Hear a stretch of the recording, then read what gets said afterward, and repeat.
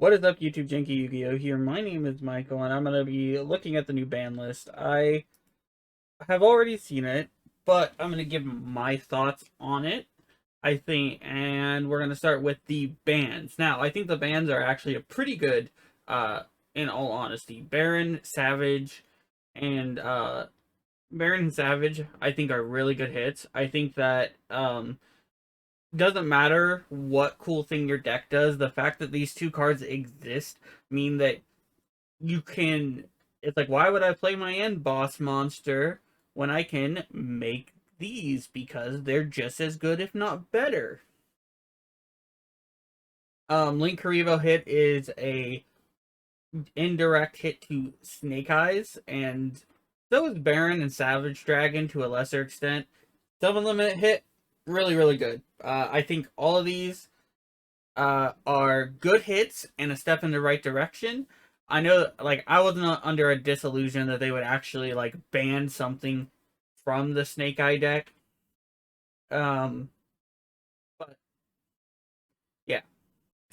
We're going to move on to the limits. Now, I think the limits are one of the most interesting talking points, because uh, the rest is not as interesting in my honest opinion. Proto's coming back, and Protoss, Colossus, Chicken Game all coming back to one are things that I don't think should have happened. Chicken Game at one is actually probably fine. I don't expect people to play it, but if it gets put at more than one, Droll will become so important that for consistency's sake, because Upstart right now doesn't see any play.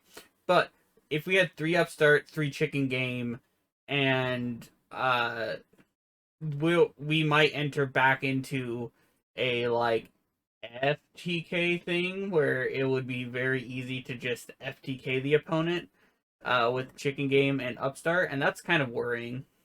Uh, Proto's coming back now, and Thunder Dragon Colossus. Both of these are on Master Duel. Both of them hardly do anything on there.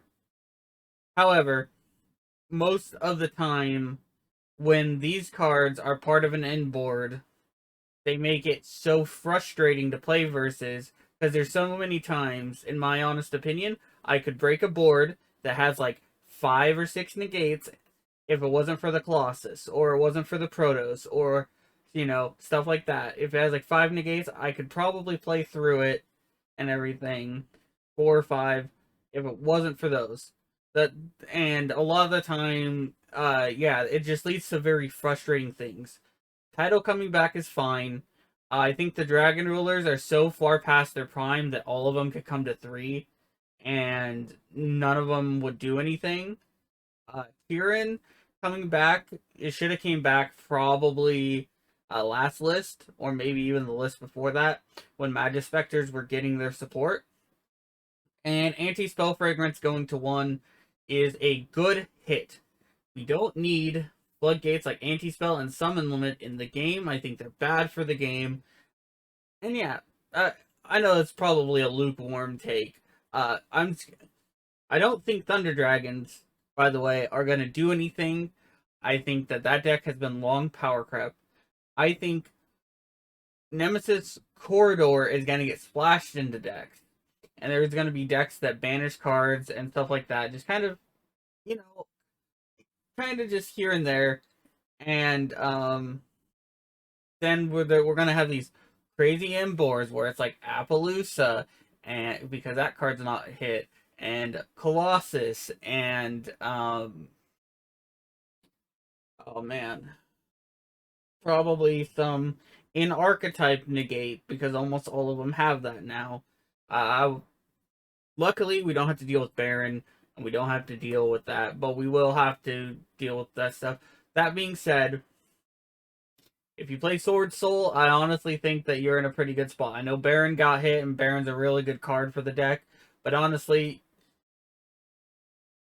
making another, just throw in another copy of, uh, I don't remember his name, the one that banishes and protects itself, and reduces attack and stuff. You know, that one. Uh, but yeah. Um, Semi limits are Armageddon Night and Pearly Delicious Memory. I believe Delicious Memory was at 1. Oh, excuse me. And Armageddon Night coming to 2 is fine because Isolde is banned. With Isolde banned, it is fine because the one card do anything in the games are no longer a thing in the TCG with Armageddon Night. So that's a plus. Fairly Delicious Memory, I'm pretty sure it was at 1. If it wasn't at 1, there was no need to hit Pearly again, but I'm pretty sure it was at 1 and it's coming to 2. That's my honest, I think, what happened with this. It's a fine card. I honestly think Pearlies are fine where they're at, especially with the introduction of Goblins. If Pearly ever became like a meta threat again, Goblins would probably just start winning because that deck wrecks Pearly.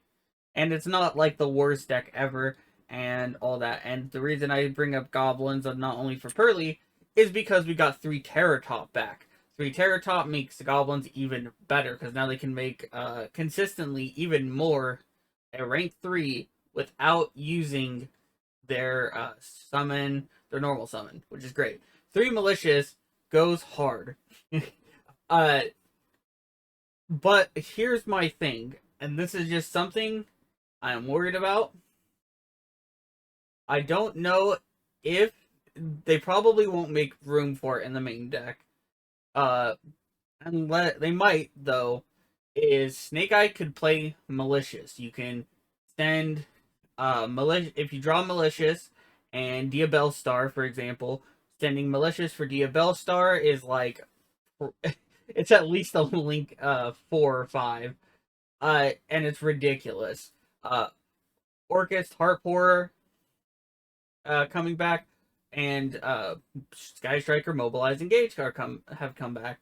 We have pretty much entered toss format again without Mermaid, and I hope Mermaid stays banned, not because I think Orcust are a problem, but because I think that if Mermaid comes back, we're gonna get these really weird locks, and it's gonna lock out all kinds of awkward. It's gonna lock out some all kinds of decks, and you're gonna be forced to play links and everything again because of Corruptor Ibly. That card's still at 3. While Sprite can still play it and everything, it's still it's not fun. And yeah, but Harpor coming back, I don't think will cause a problem. Having played against Orcust, even with 3 Harp, because sometimes when I do playtesting, I will use Project Ignis and I will play against decks with like Maxi and stuff like that, and like things that obviously they can't happen in the TCG, but like cards with everything at full power and stuff like that, just to see where kind of the deck falls under that I'm testing. And then I'll also obviously test it against meta and stuff, but that comes later. But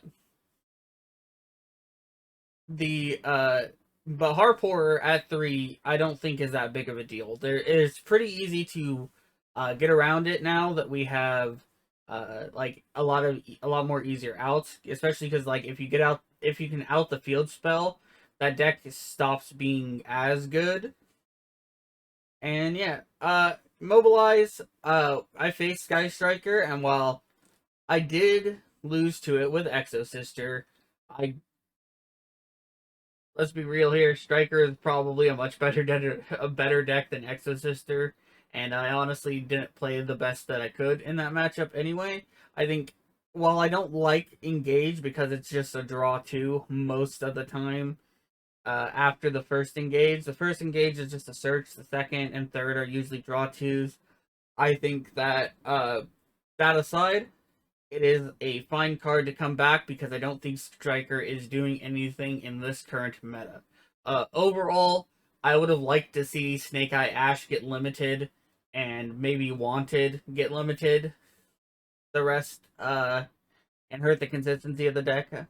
I'm under no illusion that they would hit Popular since it just came out, and Flamberg Dragon, even though I think Flamberg Dragon being to 1 would actually significantly hurt the deck, because it's usually the second one that they get from the deck that allows them to keep going. But that's going to do it for this video. I hope you enjoyed my breakdown and what my thoughts on this video.